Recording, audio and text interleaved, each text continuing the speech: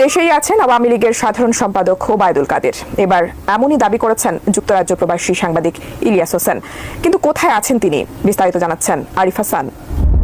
শেখ হাসিনার সবচেয়ে বিশ্বস্ত নেতা ওবায়দুল কাদেরের সর্বশেষ ট্র্যাক করা লোকেশন পাওয়া গেছে ঢাকার মোহাম্মদপুর এলাকা। হাসিনার ভারতে থাকা স্পষ্ট হওয়ায় সবাই খুঁজছেন তার সিপাহশালা ও কাউয়া খ্যাত ওবায়দুল কাদের কোথায়। দর্শক, আজকের এই ভিডিওটি দেখলে আপনারা রীতিমতো অবাক হয়ে যাবেন।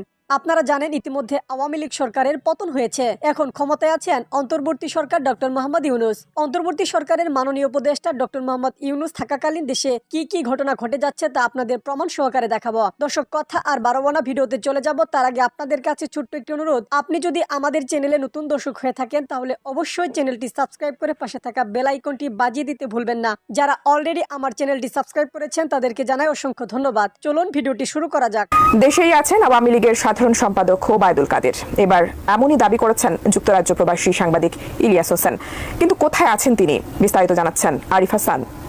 সরকারকে পালাতে বলে পালাবার পথ নাকি খুঁজে পাবে না। ফখরুল সাহেব, পালিয়ে তো আছেন আপনারা। তারেক রহমান আর রাজনীতি করবে না, মুসলেখা দিয়ে পালিয়েছে লন্ডনে। 7 বছরের দণ্ডিত পলাতক আসামি আপনাদের নেতা ভারপ্রাপ্ত চেয়ারম্যান তারেক রহমান পালিয়ে যায়, আমরা পালাতে জানি না। 5 আগস্টে ছাত্র জনতার তীব্র আন্দোলনের মুখে দেশ ছেড়ে পালিয়েছেন ক্ষমতাচ্যুত প্রধানমন্ত্রী শেখ হাসিনা। সাথে সাথে গা ঢাকা দিয়েছেন দলটির তৃণমূল থেকে কেন্দ্রীয় নেতাকর্মীরাও। অনেকে গ্রেপ্তার হয়েছেন। জুলাই গণহত্যার অভিযোগে তাদের বিচার এখন আদালতে চলমান। তবে শুরু থেকে আত্মগোপনে রয়েছেন আওয়ামী লীগের সাধারণ সম্পাদক ওবায়দুল কাদের। দলটির অন্যান্য পলাতক নেতাকর্মীদের অবস্থান সামনে আসলেও ওবায়দুল কাদের অন্তরালেই রয়েছেন। সরকার পতনের পর কেউ কেউ দাবি করেছেন তিনি 5 আগস্টে যশোর সীমান্ত দিয়ে ভারতে চলে গেছেন। কেউ দাবি করছেন তিনি সংযুক্ত আরব আমিরাতে অবস্থান করছেন। আবার কিছু সূত্র বলছে তিনি গণঅভ্যুত্থানের পরও 3 মাস 5 দিন দেশেই ছিলেন। নানা গুঞ্জনের মাঝে প্রবাসী সাংবাদিক ইলিয়াস হোসেন এবার প্রকাশ করলেন চাঞ্চল্যকর তথ্য। সোমবার সকালে নিজের ভেরিফাইড ফেসবুকে দেওয়া এক পোস্টে ইলিয়াস হোসেন দাবি করেন ওবায়দুল কাদের দেশে থাকার খবর জেনেছেন তিনি। পোস্টে ইলিয়াস লেখেন, অত্যন্ত বিশ্বস্ত সূত্রে জেনেছি ওবায়দুল কাদের দেশেই আছেন। তিনি দেশ ছেড়েছেন কিংবা মারা গিয়েছেন এসব খবর পরিকল্পিতভাবে ছড়ানো হচ্ছে। এর আগে ওবায়দুল কাদের মারা গেছেন দাবিতে বিভিন্ন গণমাধ্যমের ফটোকার্ড সামাজিক মাধ্যমে ভাইরাল হয়েছে। তবে তথ্য যাচাইকারী প্রতিষ্ঠান টিউমার স্ক্যানার বলছে প্রচারিত ফটোকার্ডগুলো ছিল ভুয়া। প্রতিষ্ঠানটি এক প্রতিবেদনে জানায় ওবায়দুল কাদের মারা গেছেন দাবিতে উক্ত গণমাধ্যমগুলো কোনো ফটোকার্ড কিংবা সংবাদ প্রকাশ করেনি, বরং সেসব গণমাধ্যমগুলোর ডিজাইন নকল করে আলোচিত ফটোকার্ডগুলো প্রচার করা হচ্ছে। এর আগে বিভিন্ন গণমাধ্যমে বলা হয় জটিলতা এড়াতে দিল্লিতেই থাকতে পারেন ওবায়দুল কাদের। কেউ কেউ এখনো বলছেন কয়েক দফা সীমান্ত পার হওয়ার চেষ্টা করেও ব্যর্থ হয়েছেন তিনি। গত 5 আগস্ট আওয়ামী লীগ সরকারের পতনের পর দলটির বড় এবং মধ্যম সারির অনেক নেতা পালিয়ে ভারতে আশ্রয় নিয়েছেন। অন্যদিকে দলটির প্রধান পতিত স্বৈরশাসক শেখ হাসিনা অবস্থান করছেন ভারতে। ফলে কার্যত ভারতে বসেই আওয়ামী লীগ নেতারা তাদের দলীয় কার্যক্রম চালাচ্ছেন। সক্রিয় রাজনীতিতে ফিরতে এখন দেশের অভ্যন্তরে থেকে যাওয়া আওয়ামী লীগের নেতাকর্মীদের মনোবল চাঙ্গা করার চেষ্টা করে যাচ্ছেন সেসব আওয়ামী লীগের নেতারা। শেখ হাসিনার সবচেয়ে বিশ্বস্ত নেতা ওবায়দুল কাদেরের সর্বশেষ ট্র্যাক করা লোকেশন পাওয়া গেছে ঢাকার মোহাম্মদপুর এলাকা। এমন সংবাদের পর বিভিন্ন মহলে আবারও নতুন করে আলোচনায় আসে ওবায়দুল কাদের। শেখ হাসিনার 15 বছরের শাসনামলে গণমাধ্যমে বিভিন্ন বক্তব্য দিয়ে আলোচনায় থাকতেন হাসিনা সরকারের সাবেক এই মন্ত্রী। রক্তক্ষয়ী গণঅভ্যুত্থানে শেখ হাসিনার পতনের পর ওবায়দুল কাদেরের পালিয়ে যাওয়া নিয়ে নানা তথ্য গণমাধ্যমে প্রকাশ হয়। কখনো সিলেটে অবস্থান, কখনো হংকং, আবার কখনো ভারতের মেঘালয়ে পালিয়ে যাওয়ার খবর গণমাধ্যমে শোনা গেলেও কার্যত এখন পর্যন্ত ধরাছোঁয়ার বাহিরে রয়েছেন ফ্যাসিস্ট শেখ হাসিনার দোসর ওবায়দুল কাদের। ওবায়দুল কাদেরের কল লিস্ট ট্র্যাকিংয়ে জানা গেছে 5 আগস্ট সর্বশেষ ওবায়দুল কাদেরের ব্যবহৃত ফোন নম্বরটি লোকেশন দেখায় ঢাকার মোহাম্মদপুরে। এরপর থেকে বন্ধ হয়ে যায় কাদেরের ফোন। RICL TMX, যুগের পর যুগ স্থাপনা থাকে মজবুত। সর্বশেষ নাগরিক টিভি নাজমুস সাকিবের উপস্থাপনা একটি ভিডিওতে নবাগত নায়িকা মেঘালয় মৃত্যুর রহস্য নিয়ে ওবায়দুল কাদেরের লালসার শিকার হয়েছেন প্রয়াত এই নায়িকা। ছাত্র জনতার গণঅভ্যুত্থানের মুখে গেল বছরের 5 আগস্ট পতন হয় আওয়ামী লীগ সরকারের।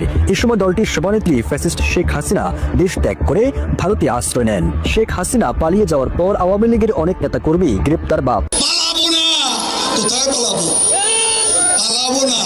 প্রয়োজনে ফখরুল সাহেবের বাসায় গিয়ে উঠবো। স্মার্ট বাংলা। আপনাদের নিশ্চয়ই মনে আছে ওবায়দুল কাদেরের কথা। পতিত স্বৈরাচার শেখ হাসিনার প্রধান সিপাহশালা। হাসিনার মতোই দম্ভ আর অহংকারে যেন মাটিতে পা পড়ত না তার। ফ্যাসিস্ট আওয়ামী লীগ বিরোধী কেউ হলেই তাকে উপহাস করত সভা সমাবেশে, ঠিক যেন হাসিনার মতোই এক অসভ্য রাজনীতির ব্যক্তিত্ব। তারেক রহমান আর রাজনীতি করবে না। মাস ছয়েক আগেও যিনি সবখানে হুঙ্কার দিয়ে বেড়াতেন, সেই ওবায়দুল কাদের যেন কোথাও নেই। কর্মী সমর্থক সঙ্গীহীন পতিত সরকার ও দলের নেতা পালিয়ে বেড়াচ্ছেন। ছাত্র জনতার অভ্যুত্থানে দম্ভচূর্ণ হয়েছিল ফ্যাসিস্ট শেখ হাসিনার। 1 ঘন্টারও কম সময়ে দেশ ছেড়ে পালাতে হয়েছিল তাকে। অথচ 16 বছর দেশে এক ভয়ঙ্কর শাসন জারি করে রেখেছিল হাসিনা। বিএনপি সহ বিরোধী মত দমনে মামলা হামলার হয়রানির পাশাপাশি চলত গুম খুন। গণভবনের চেয়ার আঁকড়ে রাখতে যেন হয়ে উঠেছিলেন রক্তচোষা। অভিযোগ আছে তার বিরুদ্ধে কথা বললেই খুনের নেশায় মরিয়া হয়ে উঠত। পৃথিবী থেকে সরানোর আগে ঘুমাতে যেতে পারতেন না স্বৈরাচার হাসিনা। আধিপত্যবাদ ভারতের দাবেদারি করায় সেই দাম্ভিক মুজিব কন্যাকে আশ্রয় দিয়েছে মোদী সরকার। অথচ তার নিজের দলের নেতা নেত্রীদের ফেলে রেখে গেছেন হাসিনা। হত্যাসহ বিভিন্ন মামলায় কারাগারে আছেন অনেক মন্ত্রী এমপি। হাসিনার ভারতে থাকা স্পষ্ট হওয়ায় সবাই খুঁজছেন তার সিপাহশালা ও কাউয়া খ্যাত ওবায়দুল কাদের কোথায়। এ নিয়ে গত কয়েক মাসে নানা রকম খবর চাউর হয়েছে। কেউ কেউ বলেছিল দেশ ত্যাগ করেছেন, আবার কেউ কেউ বলছে তিনি দেশেই আছেন। তবে গুঞ্জন ছড়িয়েছে যশোর সীমান্ত হয়ে অবৈধভাবে ভারতে পালিয়েছেন আওয়ামী লীগের সাধারণ সম্পাদক ও সাবেক সড়ক পরিবহন ও সেতু মন্ত্রী ওবায়দুল কাদের। সেখান থেকে সংযুক্ত আরব আমিরাতের দুবাই, সিঙ্গাপুর কিংবা অন্য কোনো দেশে যাওয়ার প্রস্তুতি রেখেছেন বলেও সামাজিক যোগাযোগ মাধ্যমে আলোচনা হয়েছে। কখনো বা চাউর হয়েছে দিল্লিতে থেকে শেখ হাসিনার সঙ্গে দেখা করতে মরিয়া হয়ে আছেন কাদের। কিন্তু বিপদের দিনে হাসিনাও তাকে যেন চিনতে চাইছে না। হামারে বিল্লি হামসে ম্যাও, হিন্দিতে একটা শব্দ আছে যে আপনার বিল্লি আপনার সাথে মানে ম্যাও করে উঠছে। এখন আমরা বিষয়টা আসলে কার সাথে কানেক্টেড করব? এটা কি জনাব তারেক রহমানের সাথে কানেক্টেড করবো, নাকি রাজনৈতিক দল হিসেবে বিএনপির সাথে কানেক্ট করবো, নাকি ডক্টর মোহাম্মদ ইউনূসের সাথে কানেক্ট করবো? আমার পারসেপশন বলছে এটা বিএনপির জন্য, বাট আবার আরেক পারসেপশন বলছে এটা ডক্টর মোহাম্মদ ইউনূসের উপর একটা চাপ প্রয়োগ করার চেষ্টা চলছে। দর্শক, গতকালকে আপনার ইউরোপীয় ইউনিয়নের একজন উচ্চ প্রতিনিধির সাথে ডক্টর মোহাম্মদ ইউনূস বলছিলেন যে এই ডিসেম্বরের মধ্যেই সম্ভবত নির্বাচন হতে যাচ্ছে, এবং সেনাপ্রধানের যেই একদম প্রথম এই সরকারকে ক্ষমতায় বসানোর পরে সেনাপ্রধান বলছিলেন যে 18 মাসের মধ্যে নির্বাচন হবে। গেল 1 সপ্তাহ আগেও সেনাপ্রধানের বক্তব্য ছিল যে সবাই সতর্ক করছেন আগামী ডিসেম্বরের মধ্যে যেন নির্বাচন হয়। ইসি বলছে ডিসেম্বরের মধ্যে নির্বাচন হয়, বাট আজকে যখন গতকালকে ডক্টর ইউনূস বলেন ডিসেম্বরের মধ্যে নির্বাচন হতে পারে সম্ভবত, এর একদিন পরেই আজকে এই জাতীয় নাগরিক পার্টির যিনি প্রধান আছেন, দ্বিতীয় আছেন, তৃতীয় আছেন, তারা সরাসরি ডক্টর মোহাম্মদ ইউনূসকে এক ধরনের হুমকি দিল। আমার কাছে মনে হলো নাকি হুঁশিয়ারি বলবো, একটু পার্থক্য তো আছে। কেননা নির্বাচন কখন হবে এই সিদ্ধান্ত এই ছাত্রদের রাজনৈতিক দল মনে হয় নিতে যাচ্ছে। তাদের বক্তব্য আওয়ামী লীগের বিচার না হওয়া পর্যন্ত নির্বাচন হবে না। এটা তো ভাই একটা সাংঘর্ষিক অবস্থা না, যে আওয়ামী লীগের বিচার না হওয়া পর্যন্ত নির্বাচন হবে না। এটা 5 বছর হইতে পারে, 10 বছর হইতে পারে, 2 বছরও হইতে পারে। আপনার আজকে সকাল 10টার দিকে রাজধানীর রায়ের বাজারের বদ্ধভূমিতে যে 24-এ আমাদের যে ছাত্র জনতার মধ্যে যারা নিহত হয়েছিলেন তাদের কবর জিয়ারতের পর সার্জিস বলছেন যে হাসিনার নির্দেশে এতগুলা হত্যা করা হলো, সেই খুনের বিচার না হওয়া পর্যন্ত কিভাবে এদেশের মানুষ ভিন্ন কিছু চিন্তা করে। তো তুমি কি মানুষের চিন্তার মধ্যে হাত দিবা? কার কি চিন্তা দরকার? এরকম অনেকটা এই আওয়াজগুলো ফ্যাসিবাদী আওয়াজ। খুনি হাসিনাকে বাংলাদেশে নিয়ে আসতে হবে, তো যাও ভারতে গিয়ে তোমরা নিয়ে আসো। সরকার তো তোমাদের ডক্টর ইউনূস, তিনি কেন আনতে পারছেন না? বা তিনি চাইলেই কি আনতে পারবেন? পারবে না। এই ক্ষমতা এই অন্তর্বর্তী সরকারের নাই। প্র্যাকটিক্যাল বুঝতে হবে। নাম্বার 2, বিচারের মঞ্চে দাঁড়াবে, ফাঁসির মঞ্চে দাঁড়াবে অনেকটা মামাবাড়ির আবদার রাইট নাও। হ্যাঁ, শেখ হাসিনা যদি কোনো রায় হয়, সাজা হয়, সেটা প্রসেসিং সিস্টেমে আইসা হবে। লুৎফুজ্জামান বাবর ফাঁসির আসামি, এই ফাঁসি দিতে দিতে উনি আবার বের হইয়া জিন্দা হয়ে আছেন। ঠিক আছে, তো তাদের বক্তব্য শেখ হাসিনা এবং আওয়ামী লীগের বিচার না হওয়া পর্যন্ত বাংলাদেশের কোনো মানুষ, কোন রাজনৈতিক দল ভুল করেও যেন নির্বাচনের কথা না বলে। যতদিন না আমরা খুনি হাসিনাকে ওই ফাঁসির মঞ্চে না দেখছি, এই বাংলাদেশে কোনো নির্বাচন হবে না। এটা তো ভাই থ্রেডমূলক কথাবার্তা, সোজা সাপটা হুমকিদাতা। মানে আমার বলো হুমকি একটা দেওয়া হলো, নির্বাচন হবেই না। সরকারকে হুমকি দেওয়া হলো, বিএনপিকে হুমকি দেওয়া হলো।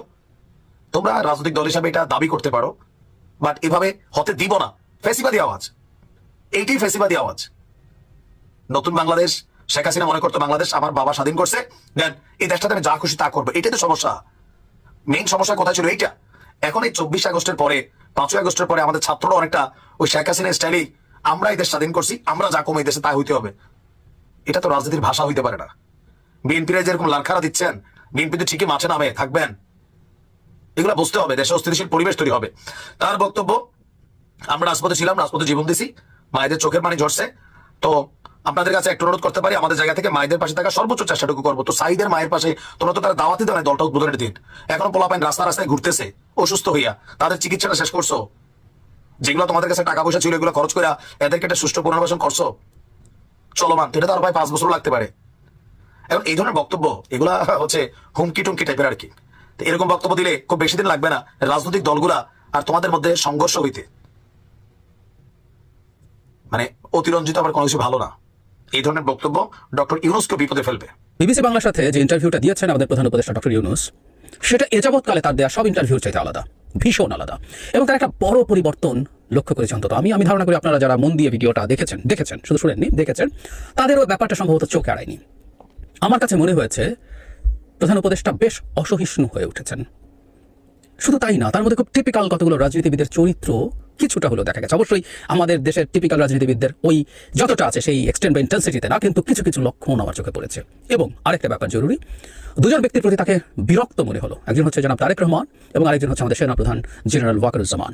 এইসব কিছু নিয়ে কথা বলতে চাই, এবং তার এই ইন্টারভিউতে আরও কিছু ইস্যু নিয়ে কথা বলেছেন, সেগুলো বলতে চাই। প্রথম যেগুলো আমার কাছে একটু লেস ইম্পর্টেন্ট সেগুলো একটু নিয়ে কথা বলি। তিনি খুব মানে তার সরকার বিদেশিদের আস্থা অর্জন করেছে বেশ লম্বা সময় ধরে, অনেকগুলো বাক্য দিয়ে তিনি এই জিনিসটা অ্যাস্টাবলিশ করতে চেয়েছেন। খুবই ইন্টারেস্টিং। তারপর দেশের আস্থার কথা, দেশের মানুষেরও তার প্রতি আস্থার কথা বা তার সরকারের প্রতি আস্থার কথা ইন্টারভিউ আনেন, কিন্তু বিদেশিরা কতটা তাকে এন্ডোর্স করছে, কতটা আস্থা রাখছে, কতটা সাহায্য করছে, তিনি সেটাকে খুব জোর গলায় বলেছেন, খুবই জোর গলায় বলেছেন। তারপরে সরকারের নিরপেক্ষতা নিয়ে প্রশ্ন এসছে, সেটা নিয়ে আমার কাছে মনে হলো যে তিনি প্রত্যেকটা জবাব, আপনারা খুব মন দিয়ে দেখবেন ভিডিওটা, তিনি খুব সহিষ্ণুভাবে জবাব দিয়েছেন তা না, কারণ সরকারের যে নতুন দল তৈরি হচ্ছে তার পেছনে সরকার আছে কিনা এই প্রশ্ন যখন উঠেছে, এটা ইনফ্যাক্ট জানাব তারেক রহমানের একটা কথা রেফারেন্সে আসছে। আমি যেহেতু বলছি যে বেশি গুরুত্বপূর্ণ জায়গাগুলো আমি পরে কথা বলছি, সেই কারণে এটা পরে বলবো। কিন্তু সরকারের যে নিরপেক্ষতা আছে সেটা তিনি মানে নিরপেক্ষতা প্রশ্নের মুখে পড়ছে, বিশেষ করে রাজনৈতিক দলের সাথে সরকারের কোনো সম্পর্ক আছে কিনা সেটা তিনি খুব শক্তভাবে ডিনাউন্স করেছেন। যেটা আমাদের আসলে স্মরণ রাখা দরকার যে জনাব নাহিদ ইসলাম যখন তার পদ ছেড়ে দলে গেছেন তিনি সেটাকে উল্লেখ করেছেন যে কেউ প্রাইভেট সিটিজেন হয়ে দল করতেই পারে, কিন্তু আসলে ব্যাপারগুলো এত সরল না। জনাব নাহিদ ইসলাম একদিন সকালে ঘুম থেকে উঠে ওনার মনে হয়নি যে আমি এই ছাত্রদের দলে যোগ দিতে যাচ্ছি এবং সো আমার রিজাইন করতে হবে। একটা মানুষ মাসের পর মাস একটা সরকারে ছিলেন যার ভেতরে আসলে একটা রাজনৈতিক দল ছিল, এটা খুবই আপত্তিকর বলে আমি মনে করি। একই কথা প্রযোজ্য বাকি যে দুজন রয়ে গেছে, এই দুজনও তারা বলছেন যে তারা দলে যোগ দেওয়ার আগে রিজাইন করে যাবেন, কিন্তু তাদের থেকে যাওয়াটা মোটেও সুন্দর না। আমি একটা এক্সাম্পল এরকমভাবে দিচ্ছি, এখানে একটু বলি, একটা টক শোতে বলছিলাম, আমরা ধরে নিলাম উপদেষ্টা পরিষদের 3 জন উপদেষ্টা বলছেন যে আমরা বিএনপিতে জয়েন করতে পারি, আমাদের সাথে কথাবার্তা হচ্ছে, আমরা নির্বাচন করতে পারি, তবে আমরা যদি বিএনপিতে জয়েন করার সিদ্ধান্ত নিই তখন আমরা রিজাইন করে জয়েন করব। অথবা দুজন বলছেন আমরা জামায়াতে ইসলামী দলটাতে যোগ দিতে চাই এবং আমরা নির্বাচনও করতে চাই, করবো কিনা ভাবছি, যদি করি সরকারে থেকে করবো না, আমি রিজাইন করে করবো। এটাকে আমরা অ্যাকসেপ্ট করি? করবো? কোনোভাবেই করবো না। যদি সেটা না করে থাকি তাহলে ছাত্ররা দলে যাবে এটা মাথায় রেখে বসে থাকবে কেন? এটা সরকারের নিরপেক্ষতা প্রশ্নের মুখে পড়ে না? নট অনলি দ্যাট, ফিনান্সিয়াল টাইমসকে যে ইন্টারভিউ প্রধান উপদেষ্টা দিয়েছিলেন সেখানে আসলে তাদের প্রতি বায়াস প্রকাশিত হয়েছে, তাদের প্রতি শুভকামনা না, তাদের প্রতি আমাদের সবার শুভকামনা আছে, কিন্তু সরকার প্রধান হিসাবে তাদের প্রতি তিনি বায়াসড, এটা মনে হয়েছে। এবার আসি আসলে মূল জায়গাগুলোতে, যেটা বলছিলাম যে এক ধরনের টিপিক্যাল রাজনীতিবিদের মতো আচরণ তার মধ্যে দেখছি। তাকে যখন মব বিভিন্ন জায়গায় বিভিন্ন কিছু করছে, তারপরে 32 নম্বর ভাঙার পর দীর্ঘ সময় ধরে ভাঙচুর চলেছে, গণপিটুনি, এসব জায়গায় তিনি ডজ করছেন। বিশেষ করে ভাঙচুরের ব্যাপারে কোনো স্পেসিফিক জবাব তিনি দেননি, পুলিশের ইনঅ্যাকশনের কথা বলেছেন, আর মানুষ মামলা করতে পারে তারা এসব বলছেন। এগুলো কিন্তু আসলে এক ধরনের মানে পাশ কাটিয়ে যাওয়া, যে জবাবটা দেওয়া দরকার ছিল। কিন্তু যে জায়গাটা নিয়ে সবচেয়ে বেশি আলোচনা হচ্ছে সেটা হলো অপরাধ নিয়ে। আমরা দেখলাম প্রথম যখন দেশের বিভিন্ন ক্ষেত্রে আইনশৃঙ্খলা রক্ষার পরিস্থিতি খারাপ হচ্ছে, তখন যখন বলা হয় উনি মানে প্রধান উপদেষ্টা বেশ অসহিষ্ণু হয়ে ওঠেন, বিরক্ত হয়ে ওঠেন, তার বডি ল্যাঙ্গুয়েজ, তার ফেশিয়াল এক্সপ্রেশনস, তার ভয়েসের ইনফ্লেকশন সব কিছু মিলে। তিনি যখন অপরাধের পরিস্থিতির অবনতি হয়েছে যখন বলা হয়, তখন তিনি বলেন কোন রেফারেন্স পয়েন্ট থেকে এটা হয়েছে এটা আপনাকে বলতে হবে। তো তিনি স্পষ্টভাবে বলছেন আমি তো হিসাব নিচ্ছি, কোনো অপরাধের পরিমাণ মোটেই বাড়েনি। এবং খুব সারপ্রাইজিং হচ্ছে, যেগুলো আমরা আসলে টিপিক্যাল ডক্টর ইউনূসকে যেভাবে দেখেছি এতদিন ধরে, তিনি সেই রকম আর নন। তিনি রীতিমতো এই পর্যায়ে এসে যিনি ইন্টারভিউয়ার বিবিসি বাংলার, তাকে কথাই বলতে দিচ্ছিলেন না। তিনি পরিসংখ্যান দেখাতে চাইছিলেন, শেষ পর্যন্ত উনি পরিসংখ্যান দেখাতে পারেন। উনি বললেন যে আমরা একটা বিষয়ে যদি পয়েন্টে কথা বলি, তখন সেটাতেও প্রধান উপদেষ্টা বাধা দেন। তিনি বলেন একটা পয়েন্ট নিয়ে হবে না, সব কিছু নিয়ে কথা বলতে হবে। তারপরও তিনি একটা পয়েন্টের কথা যখন বলেন, সেটা হচ্ছে ডাকাতি গত 6 মাসে পুলিশের হিসাব মতেই 50% বেড়েছে। এই পরিসংখ্যানের পর প্রধান উপদেষ্টা কিছুটা দমেন, এবং দমে গিয়ে যেটা হয় টিপিক্যালি, এটা হতেই পারতো, আমাদের পুলিশ আসলে যথেষ্ট এফেক্টিভ হয়নি এবং পরিস্থিতি খারাপের দিকে যাচ্ছে। পুলিশ তো ধীরে ধীরে আরও তার পরিস্থিতি বা গ্রিপ, আইন শৃঙ্খলার পরিস্থিতির উপরে গ্রিপটা রিগেইন করার কথা, সেটা না হয় বরং আরও খারাপের দিকে যাচ্ছে। এটা 7 মাস পরে আসলে বলা কঠিন, কিন্তু ঠিক আছে, এটা বলাই যেত। কিন্তু যেভাবে তিনি এটাকে অস্বীকার করছিলেন, এক ধরনের ডিনায়াল, মানে খুব টিপিক্যাল পলিটিশিয়ানস বাংলাদেশে যারা প্রধানমন্ত্রী হয়েছেন তাদের মধ্যে এই ধরনের ডিনায়াল দেখেছি, যেটা আমরা তার স্ট্যান্ডার্ডের সাথে একেবারেই যায় না। আমরা এতদিন পর্যন্ত দেখেছি যে কোনো সমস্যা তিনি স্বীকার করছেন, অ্যাকসেপ্ট করছেন, নিজের ব্যর্থতা নিজেও যথেষ্ট পেরে উঠছেন, এই ধরনের কথা বলেছেন। এটা একটা সরকার প্রধানের জায়গা থেকে শুনতে হয়তো আমাদের অনাস্থা তৈরি হয়, কিন্তু এটা তার সততার একটা চমৎকার জায়গা, সেটাও মানুষের সমর্থন অর্জন করেছিল। কিন্তু প্রশ্ন হচ্ছে, ডিনায়ালের মাধ্যমে এই ইনএফিসিয়েন্সি বা ইনকেপেবিলিটি, এটা কি আসলে ঢাকা যাবে? ঢাকা যাবে না। কোনো সরকারি যখন এগুলো ডিনায়ালের মধ্যে যায়, লাভ হয় না। মানুষের মধ্যে যে পারসেপশন আছে, সেই পারসেপশনের জন্য আসলে কাজ করতে হবে, বা অ্যাটলিস্ট সেটা পুরো দূর না করা গেল। দর্শক, সম্পূর্ণ ভিডিওটি দেখলেন, আশা করি বিষয়টি বুঝতে পেরেছেন। এই নিয়ে আপনার গুরুত্বপূর্ণ মন্তব্যটি অবশ্যই কমেন্ট বক্সে জানিয়ে দিবেন। ধন্যবাদ।